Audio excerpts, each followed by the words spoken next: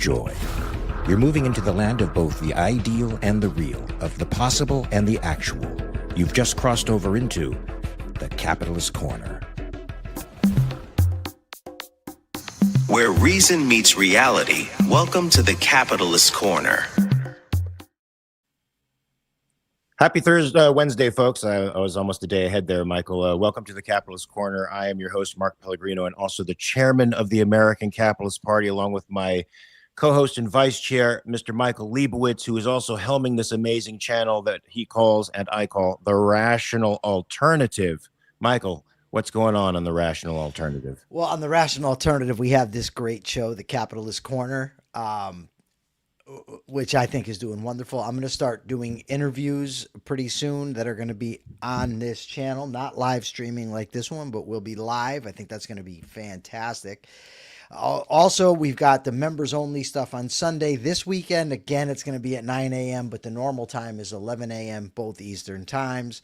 And on Saturdays, not this week again, because it's the 4th of July, but normally with Megan Ribbons, we do the Capitalist Corner weekend.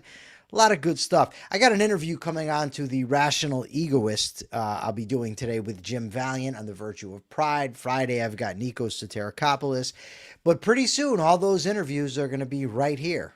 So we're going to be doing wonderful stuff here. And that's it. I love to hear it, man. I love to hear it. Yes, we're creeping up to July 4th, Independence Day, the 250th anniversary of this great country. And so many things are happening, Michael, across the nation. But I know you wanted to focus on Nikos's article in particular. Oh, before we go into Nikos, I just wanted to remind everybody that September 19th and 20th will be the Capitalist Party's national convention. It's going to be held in Pittsburgh, Pennsylvania. Please set your calendars. Please register to participate in what I think is the beginning of the Second American Revolution. We certainly need it, Michael, with all the news that you sent me with respect to the Democratic Socialists. It was sweeping primaries in Colorado and New York, of course, helming the ship of a city in Seattle. Certainly, there's a movement afoot to consolidate the Democratic Party behind the socialist banner. And so we would like to offer that real alternative, which is individual rights and sacrosanct property. But Michael, let's get into something here, because Nikos points out something in his article that I think is absolutely true. We have the best arguments for our perspective. We have history behind us. We have archives filled with evidence that free markets are not, they work, they're fantastic, they've led to prosperity. The greatest rise in human thriving and human civilization started, Michael, just 250 years ago with the birth of capitalism. But we are a fringe movement. Okay, before we get to the Nikos article, I want to just set the stage a little bit. Go ahead. So the other day we had President Trump threatening oil companies or threatening gas stations that they better start lowering their prices because they're price gouging. Today or yesterday there was a decision or a settlement where egg sellers settled a price gouging case. Now, we've talked about price gouging before, so I really don't want to get too much into it, but it's a ridiculous non-concept. Democratic Socialists won another primary, this time in Colorado. So they are obviously in the ascent. So both parties are not pro-freedom at all. They are very illiberal. They're not in line with the founding of the country. But we also have the problem that back at the founding of the country was called the problem of faction. And they did a lot, with the setting up of the Constitution, Madison in particular, to oppose the problem of faction. He thought that by dividing interests and setting them against each other, we could get a rein on the faction. But the tribalism in the human heart is strong, and people embrace it more than not. And when they get into a tribe, they assume you are in the opposite tribe. And I'll just give you a quick example. So yesterday, I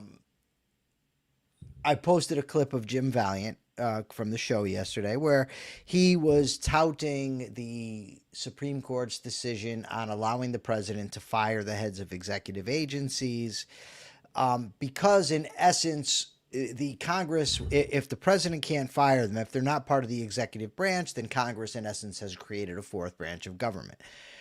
So somebody posted to me that, oh, well, what did you like better? Christ posing as Trump, or Trump posing as Christ, or Trump posing as the Pope? That was actually today. I'm sorry. What happened yesterday was in response to my criticism of Trump calling for price gouging. Somebody responded to me, I thought you guys hate corporate greed. And I'm thinking, what the fuck is he talking about? You guys hate corporate greed. Who? And then a guy I grew up with chimes in, yes, if Trump were to cure cancer, they would still hate him. That's how Democrats are. And then it occurred to me, because I'm criticizing Trump, this guy's assuming I'm with You're a leftist. the leftist. Yeah. And because Jim supported this Supreme Court decision, they assume that I'm pro-Trump.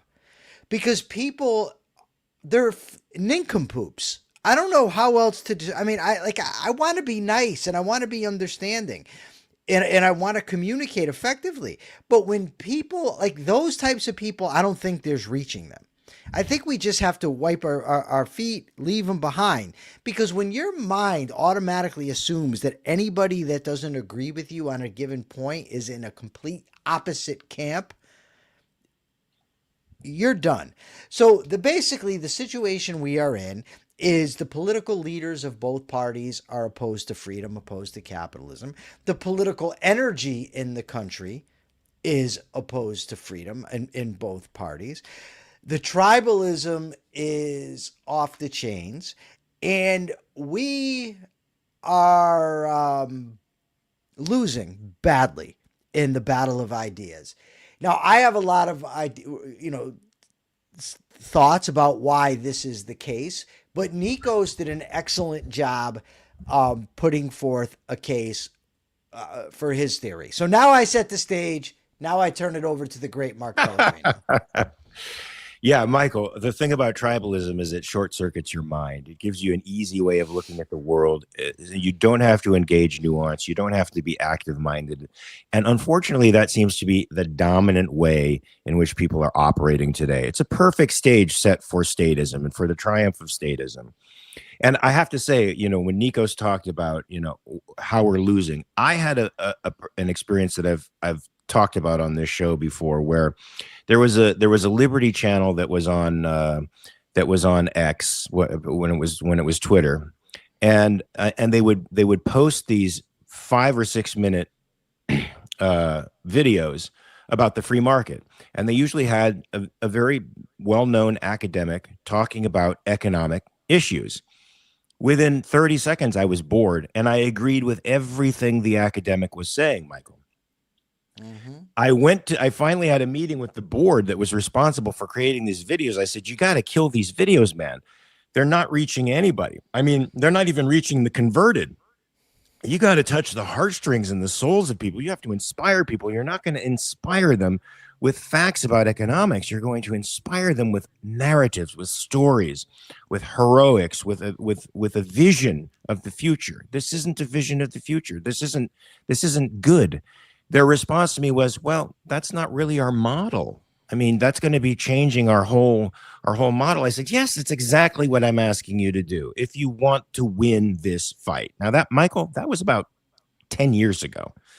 And I proposed to them 4 projects that I had developed to start new video projects that I thought would be arresting and interesting for them to take up. No go. As Nikos says in his article, our side tends to focus on economics and facts, but they lack inspiration, with the exception of a couple of characters, Michael.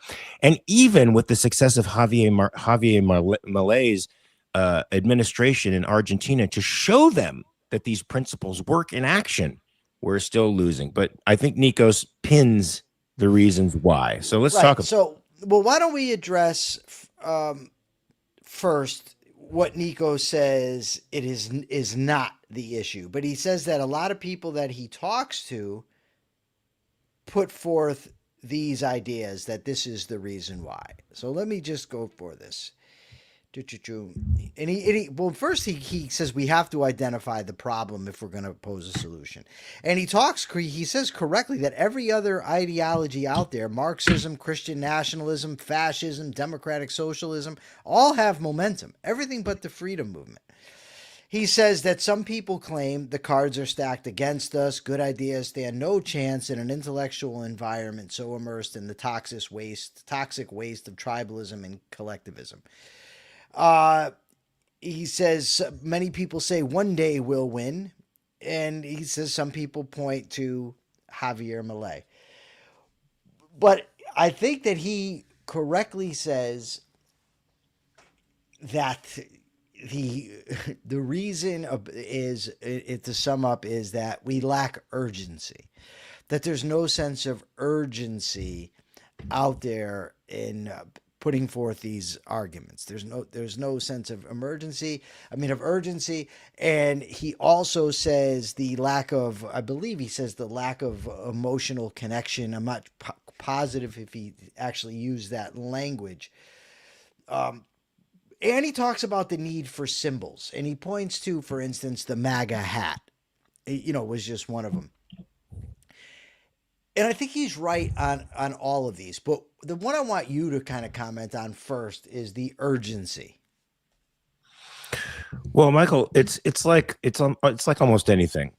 When you see 20-year-olds smoking cigarettes and you say that's sort of bad for your health, they don't believe you, because the idea of death is an abstraction to them until, of course, they become seriously ill, in which case urgency finally enters into the equation, where the concept, the dry abstraction, becomes an absolute reality. And Michael, I think with the liberty movement, their abstraction, the idea that these collectivist notions can actually find a home in our society and actually end in an apocalyptic vision, which is what many of these collectivist tribes endorse, is still an abstraction to them. There's something in them that doesn't believe it's possible.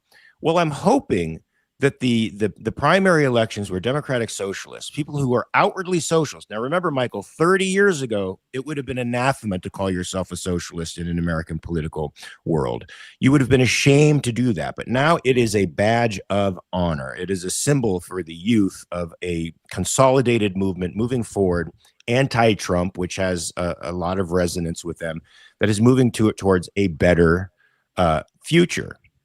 And you'd think that would be the clarion call. Now they should see the sickness is now taking over their body. The abstraction that they thought was just something that was too impracticable to actually be realized is happening before their eyes. So I'm hoping, Michael, they can let that abstraction now trickle down into a felt sense. And they will now have the notion that they have a very limited time on this planet to influence the course of the argument. And it's time for them to take the reins into their hands and influence the course of the argument, the way Yaron Brook does, the way Nikos does, the way some of us are trying to do. Of course, that's going to require a lot of work and a change of culture, which I think we are trying to do as well. But go ahead, Michael, if you have anything to add. Okay. Well, so he says every movement that's winning right now is selling something more than abstractions and policy recommendations. They are selling a story, a narrative, an identity, a moral vision. They are selling an invitation. Come with me if you want to be part of a heroic fight for the good life. That's so true. I think that's true, that we don't put forth a strong moral vision. I think it's also true that we don't do enough of arguing for the concrete benefits that people will get with freedom.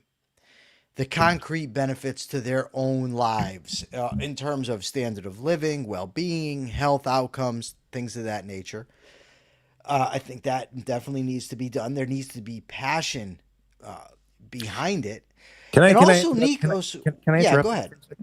Because it seems to me here's where the argument is a little tougher, because it's almost like the Basquiat seen and unseen thing. What the socialists promise is something immediate, right? They promise something immediate, some concrete result immediately. Now, forget whether or not that is oftentimes the actual case, but that's what they promise. Liberty promises a realization of potential. And even that in itself isn't a guarantee, but it's certainly a down the line kind of conceptual framework, as opposed to the immediate answer of needs or the concrete supplying of these elements. And that's where I think we have to make the argument that our way is better, even though these folks promise this thing. Ours is the long-term solution. Does that make sense? Yeah, but I'm going to disagree. Good. I want you to. I'm going to tell you why I disagree. How do I want to frame this correctly? My thoughts on this topic are really developing, just so everybody knows, right? So when I'm saying I'm disagreeing, I'm not saying, I think Mark makes good points there. I also think that that's the exact type of thing that Nikos is pointing at, because you're saying, no, because you're pointing to the obstacle, right? Rather than to the solution. And I think that, I mean, I certainly do that frequently, and I want to break myself from that.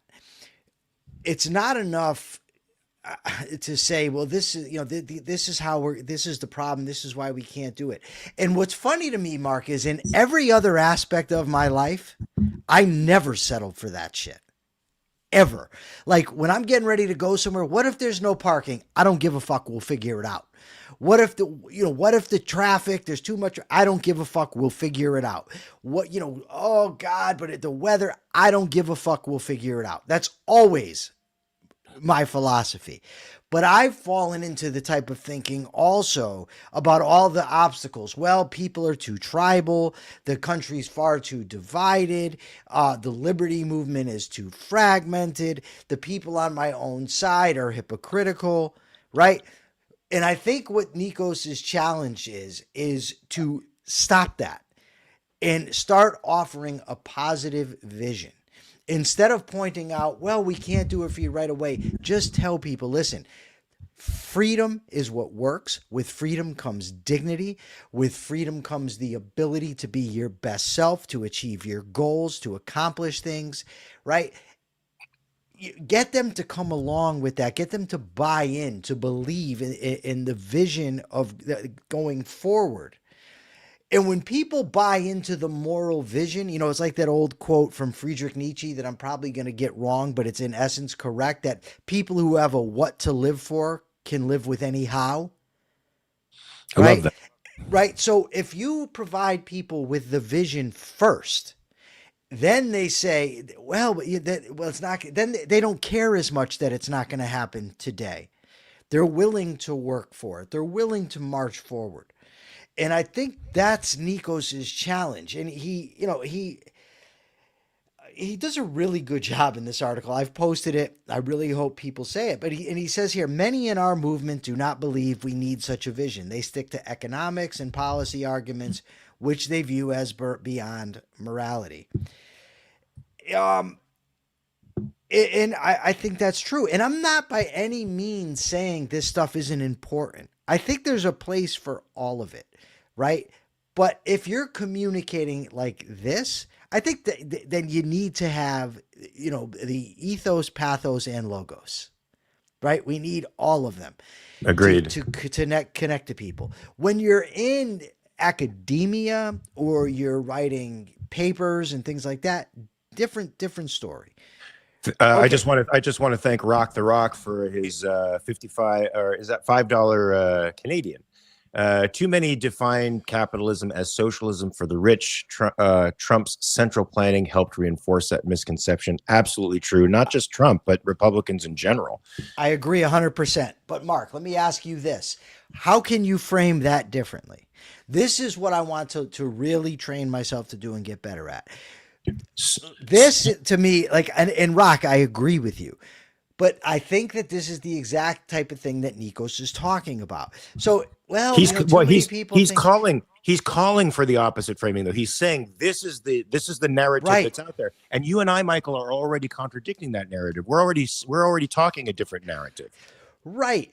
But here's what Rock could have said. And again, Rock, this isn't, it's a criticism of me and of Mark as much as it is of you, because I'm taking what Nikos says seriously, because I think he has a point. they define capitalism the wrong way. Okay, well, let's teach them the right way, right?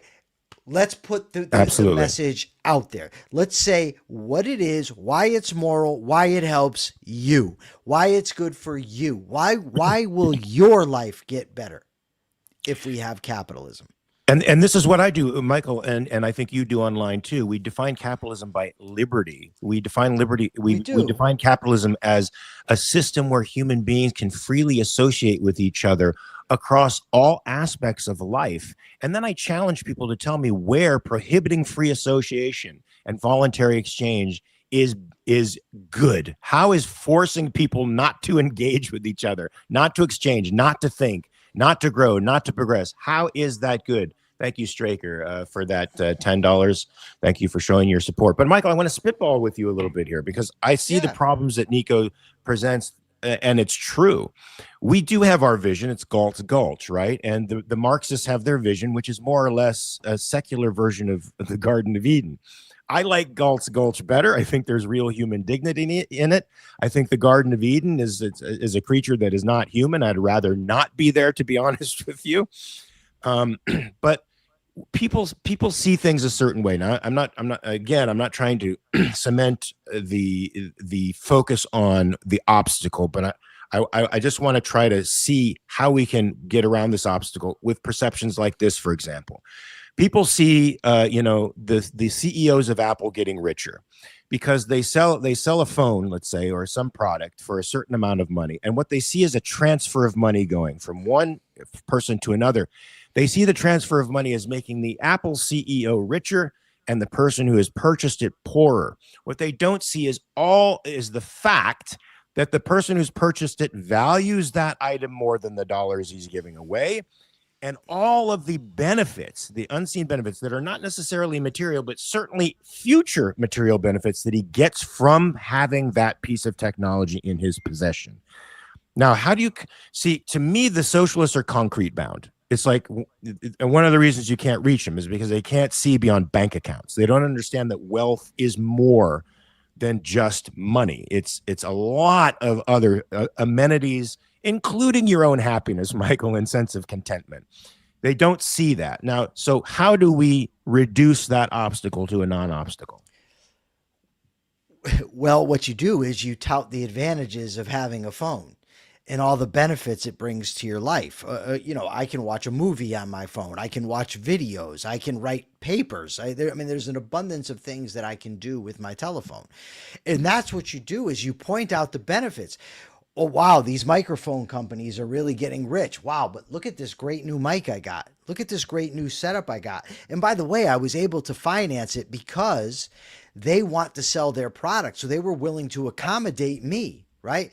And I think that's the type of thing that we have to do is really show the benefits, right? Another error that I make, and I know you make it, is I get involved in the dumbest fucking conversations.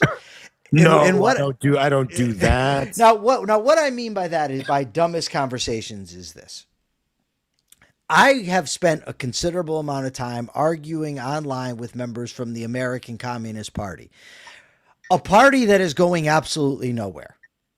A party whose idea that they're going to rehabilitate Stalin and show the world that China's actually hasn't moved toward capitalism. It's the communism that's led to their growth.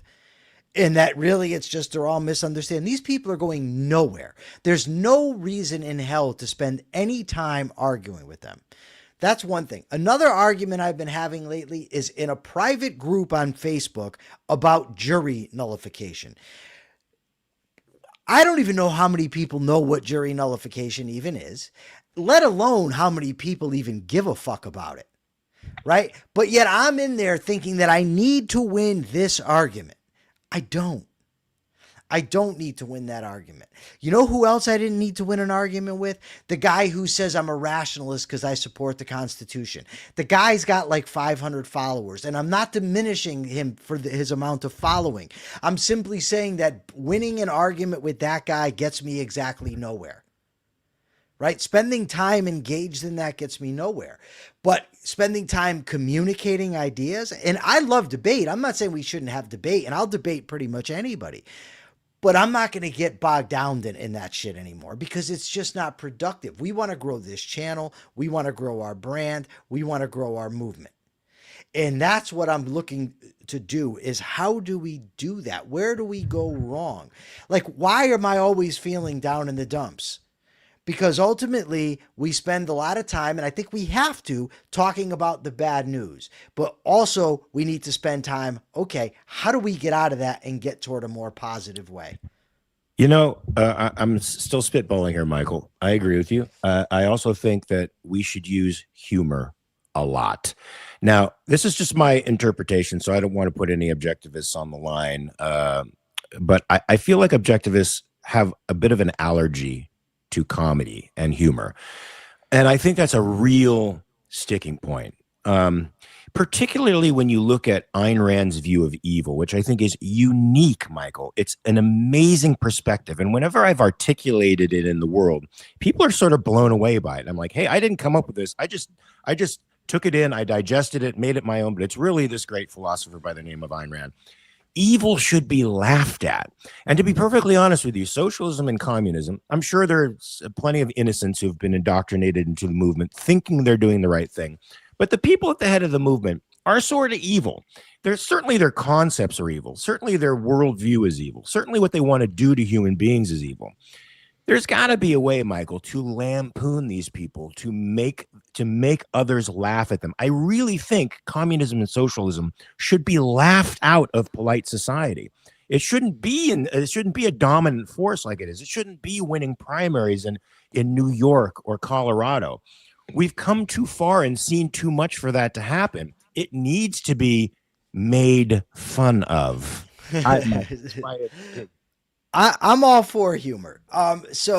Rock says misrepresenting capitalism often does more damage than opposing it. That's why I push back so hard against calling socialism for the rich capitalism. Good. I don't disagree. I think first of all, there's no settled agreement on a definition of capitalism.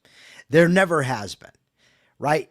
And so I think that we can use the word and constantly put forth our vision of what it is. But I think also when we say the capitalism that we're talking about has never fully existed, we need to have a better way of explaining what exactly that means, right? Because, well, if it never existed, how the hell do you know what it is? We have to be able to explain. And this, I think, is where the Austrians come in, because the Austrians talk about, or Mises did anyways, psychologically extrapolating, holding things constant psychologically, conceptually differentiating so that we can see what the capitalist aspects of society are and what the non-capitalist aspects are. And it's fine. I do think we need to differentiate ourselves from people like Trump. I just think it's more important to point out what capitalism is and what we mean by it and what it will do than focusing on the people who talk about what it is not. I agree. All right. So we can make a pact with each other for which I think we do anyway, Michael, but to be more conscientious about focusing on what capitalism is. And you and I think, particularly hit the moral elements of capitalism. Why is capitalism good? Why is it good? Why does it work? Well, it works because it's good. Why is it good? And we can talk about why it is good. That's what appeals to people, Michael, because we've seen through history that people will vote for what they think is right and good, whether or not it's practical, whether or not it ends in their own destruction. If they are convinced that what they are doing is right, they'll even go to their own death supporting it. And so that's what we need to show people, the righteousness and goodness of capitalism. So Rock says, what if it is not the mainstream view of what it is? Then you help to make it the mainstream view. That's what we're trying to do. That's what we're after. I get that pushback all the time, Michael. They're like, that's not what capitalism means. And then they proceed to give me Marx's definition of capitalism. It's really government power in favor of a certain class, and the class is the bourgeois. No, we can. One of the reasons we call ourselves the American Capitalist Party is because, for the same reason that Rand chose the word selfishness when she wrote The Virtue of Selfishness, It's a term that has been maligned in its use. It You had to bring describes. that up. Why? Shouldn't I? Well, no, but it's just, I don't want to argue with you now, but the two are different. Selfishness has a historically decided meaning. Capitalism does not. True. That's changed. That's changed colloquially, but the point is, it's been vilified through our culture, just like capitalism That's has been true. vilified, and it needs a rehabilitation in the same way that selfishness needs a rehabilitation. At least selfishness, of course, has a definition they can return to. Capitalism was given to us by Marx. But the word was given to us by Marx. The concept. No, it wasn't. The concept. Well, popular. wasn't. I should say popularized. All right, we'll go Popularized. For that. Yeah, we actually did a show about that. I don't know if you were here. You're absent quite a bit. But anyways, I remember I did it. That's why I had to readjust it and say popularized. Mark Pellegrino rocks. Nikos also offers a critique, Mark, of the flagships of the liberty movement, meaning the organizations. He says, despite the best of intentions, I'm sure they all have, I'm not so sure about that, they can be geared towards more conveniently quantifiable goals like donor retention in the next big conference. See, a lot of these organizations, I wonder, Mark, how much they're just speaking to the choir, preaching to the choir. Totally. They're totally doing that. Yeah, that is what we need to break out of. I would love to do this.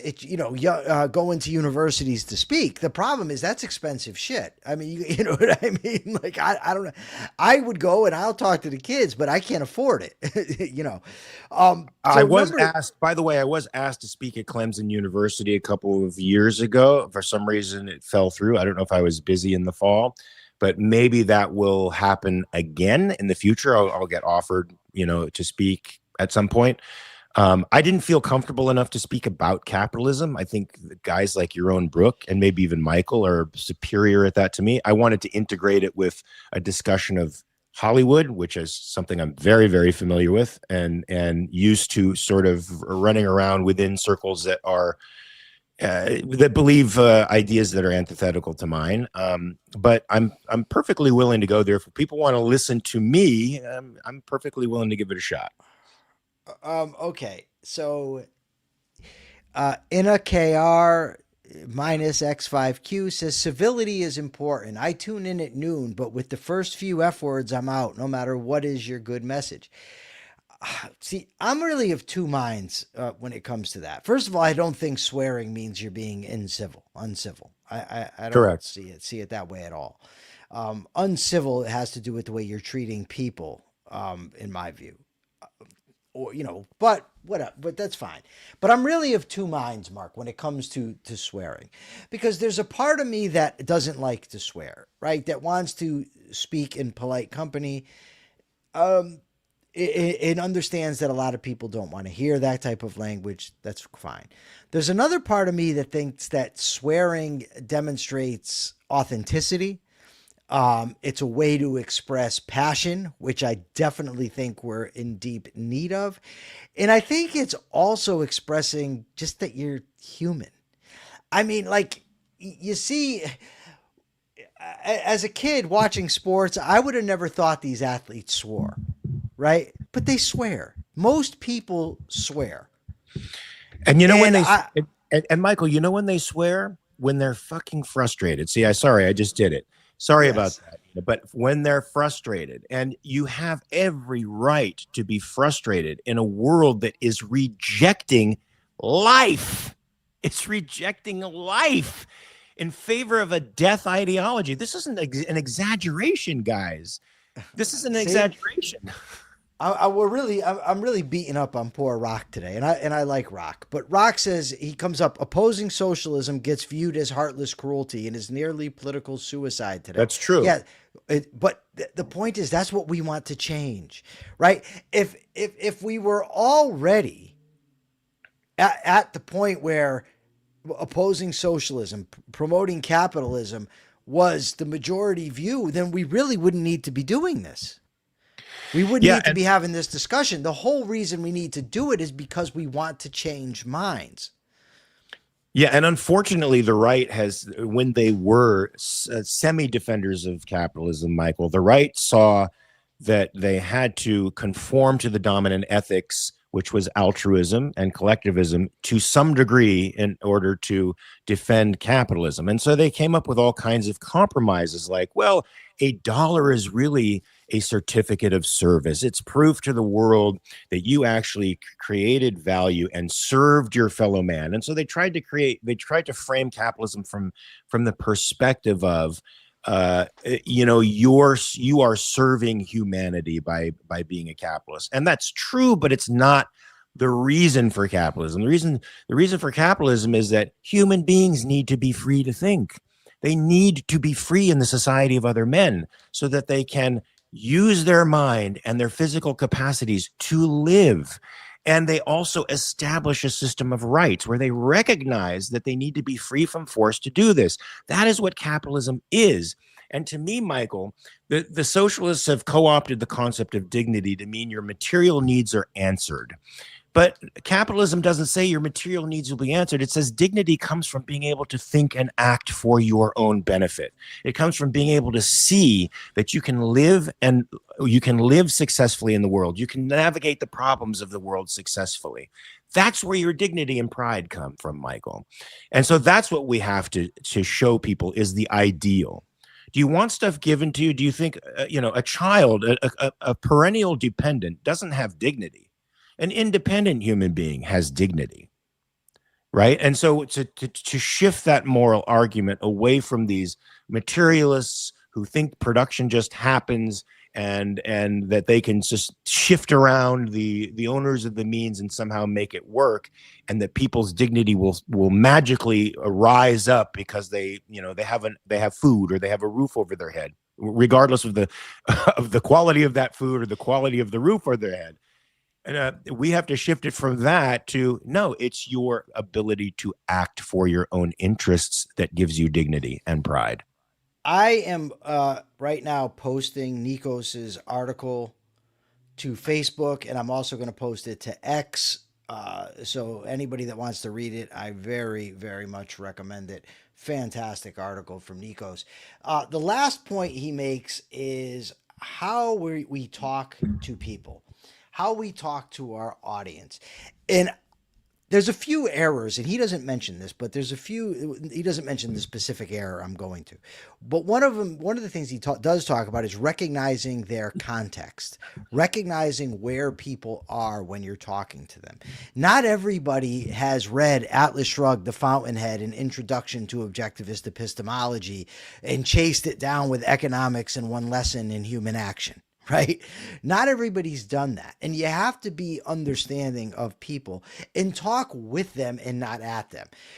Another error that I see all the time, and I got to tell you that objectivists seem to be especially prone to this, and it drives me out of my effing mind, is when you are disagreeing with them, they immediately come with, oh, you're being dishonest, or you're deliberately not addressing my point.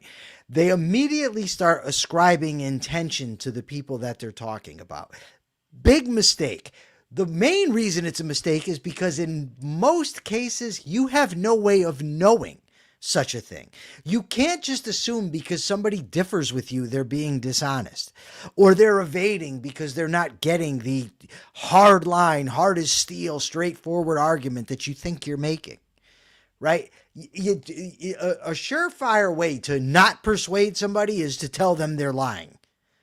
I can promise you that. Another way is to tell them how dumb they are.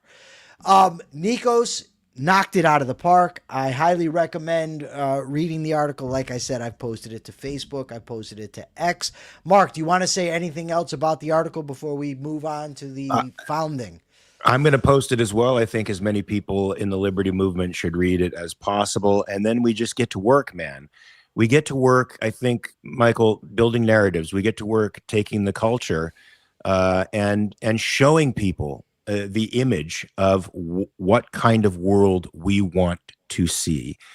Just like Rand did, I think Don Watkins is doing it in some of his fiction.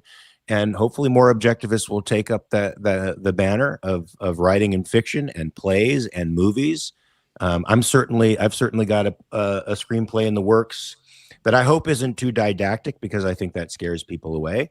But hopefully will demonstrate to folks what the ideal person is and what the ideal type of philosophy is. And then we move forward, Michael. We push ahead, because we are at a crossroads for sure. Yes, sir. All right. I think we should get to the Continental Congresses in Adams and Jefferson. We've got 20 minutes. Let's knock it out. I hate when this happens. What's that? When we just have just a minute? What?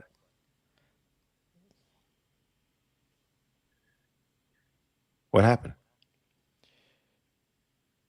What's going on? When I send somebody a text and I forget to close the screen, and then I'm talking to you and it all starts going in the area that I'm texting. So Ian Gilmore says Nikos's article is fine, but it didn't seem to say anything new or give any real concrete advice.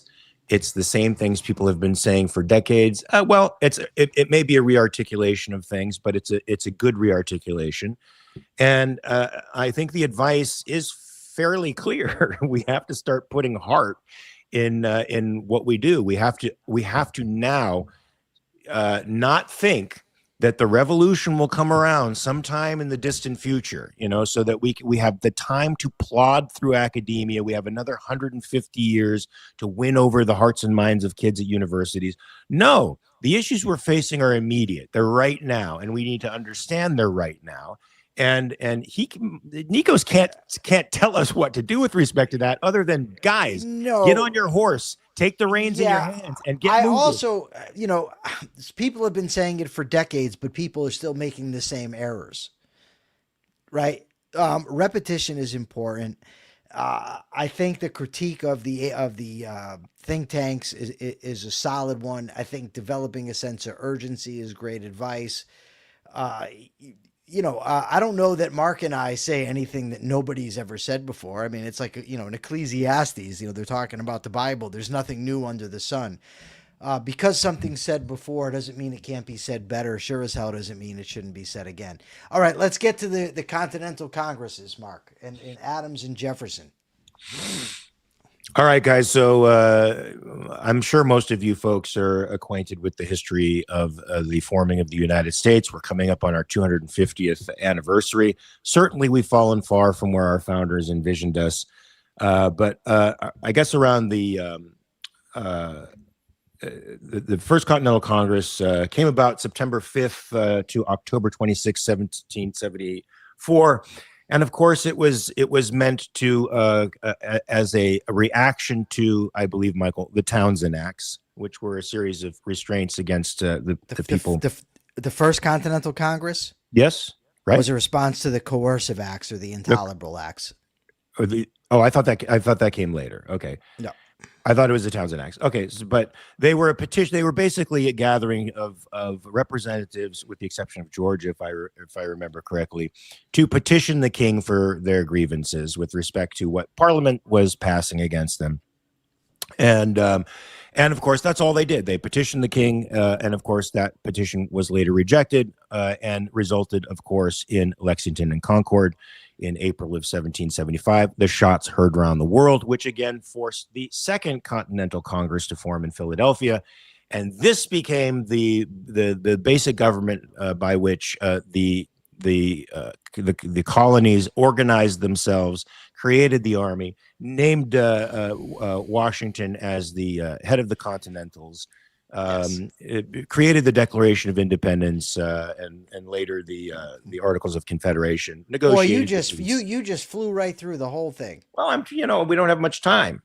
No, you did a good job, but I will say this. Look, the First Continental Congress put forth a Declaration of Rights. They outlined colonial grievances, and they denied Parliament's right to tax. And they also, as you said, put forth the olive branch to King George, which of course he did not accept. Wasn't that John? Was John Dickinson the primary author of the olive branch? I believe so. Yes. Yeah. So in 1775, they reconvened for the Second Continental Congress. They created a military. They drafted a new form of government.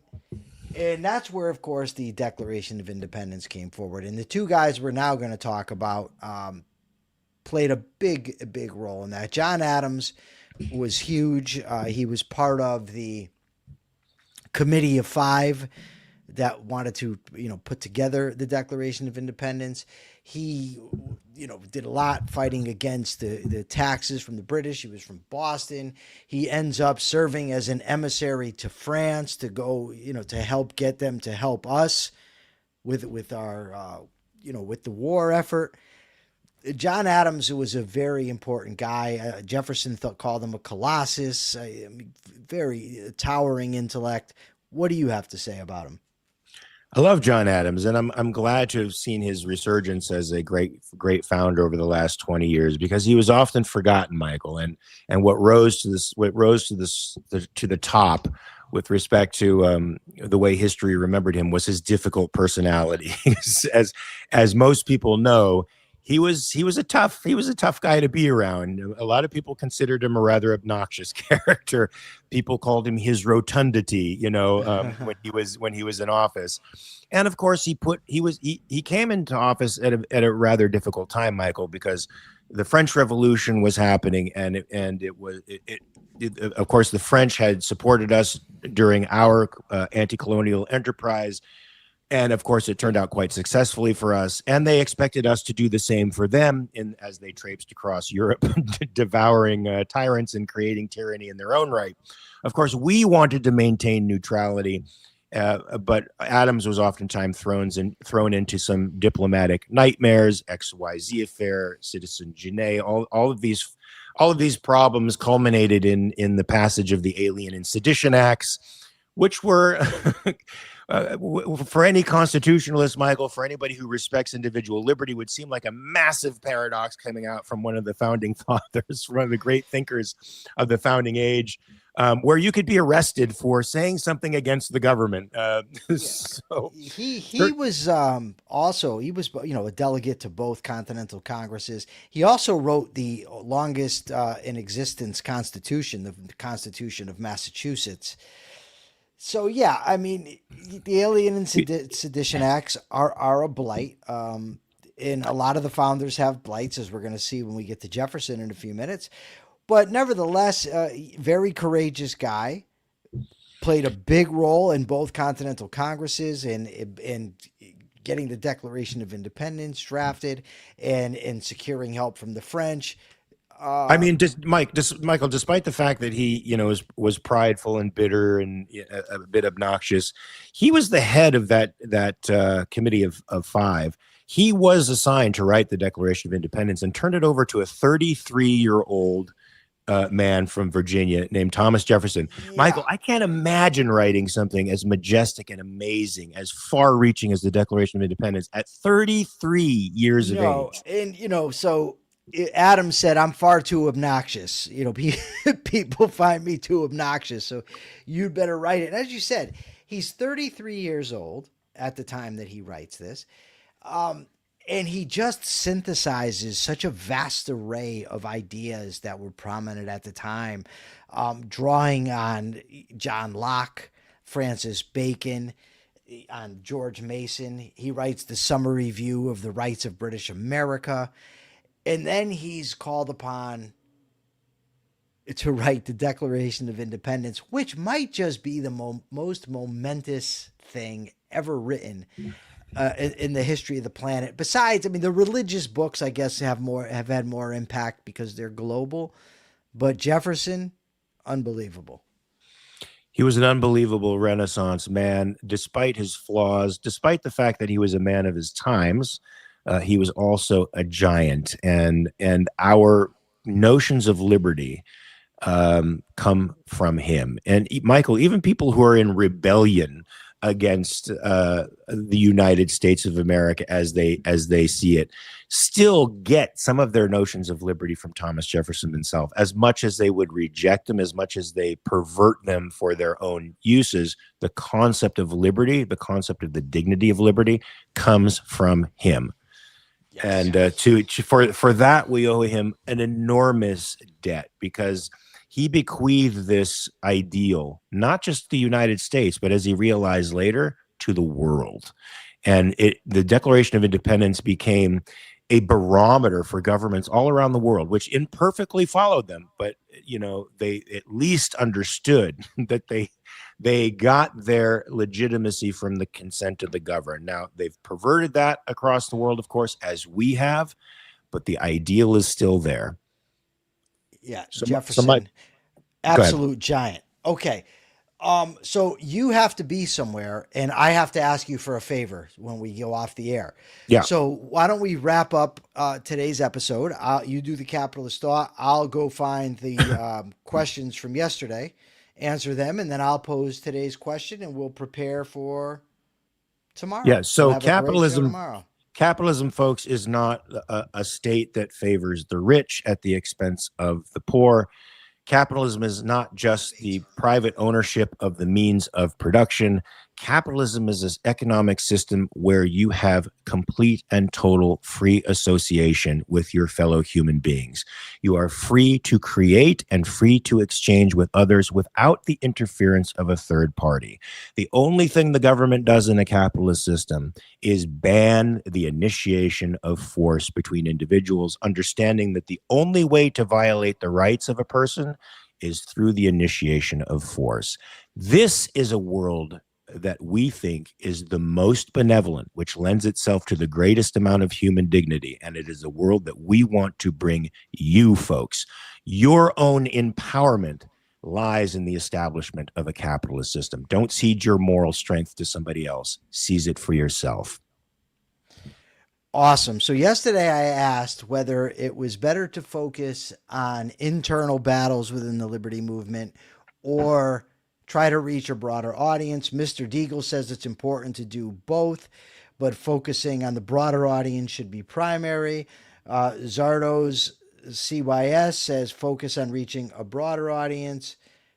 Nicole Hingle says your core supporters aren't going anywhere. Thank you so much, Nicole.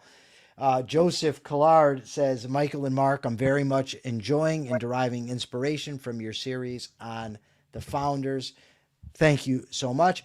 My question today is there anybody out there that you could see being a leader or inspiring the country the way that the founding fathers did? Is there anybody today that's comparable to the founding fathers? That's the question. All right, Mark, take us out. My kingdom for an American Nikos and a natural born Euron Brook. That would be amazing, because then they could run for the presidency and I would vote for them in a hot second. You have 23 hours to check your premises, folks. That's what all active minded people do. If you want to be better, do that. Check your premises. And real quick, if you're joining us from X, the channel is The Rational Alternative. The show is The Capitalist Corner. Peace. See you guys tomorrow.